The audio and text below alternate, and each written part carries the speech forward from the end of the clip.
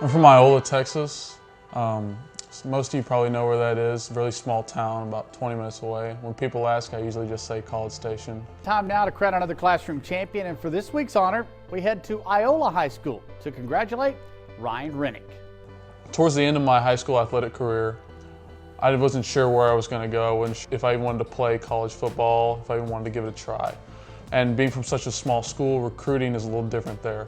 It's a lot based on publicity and exposure, and coming from such a small school that doesn't really happen. So wrapping up my senior year, I was given the opportunity to walk on at the University of Kansas.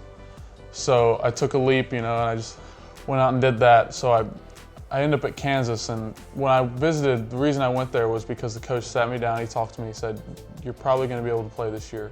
You're going to get some opportunities, you might be the third guy on the depth chart coming in right away." So when I get there, I've always been someone to accept any role, and I was immediately a scout team guy. So as a scout team guy, for anybody who's ever played college athletics and watching this, scout team guy, you just put your head down, you work, and you do all the grunt work as hard as everybody else without the reward. I was there for 2 seasons, and I played only a few snaps on special teams at the very end of my second season, which of course was great to me. I enjoyed every second of it. It was like a dream come true to play Division I football as a guy from Iola. But I just wasn't feeling it anymore, the reward wasn't there, and it just kept coming back home to College Station. Something kept pulling me back home to College Station. I wanted the Aggie ring, I wanted to go to A&M, and I decided to transfer back to Texas A&M.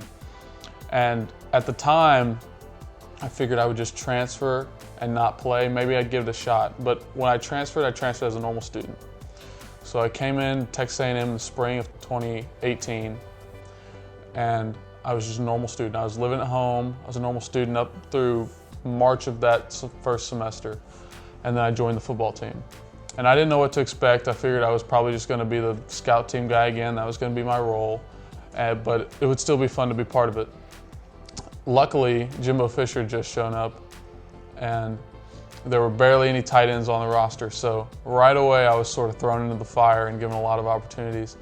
And just from work alone, but they really enjoyed me and were impressed by how I played and everything.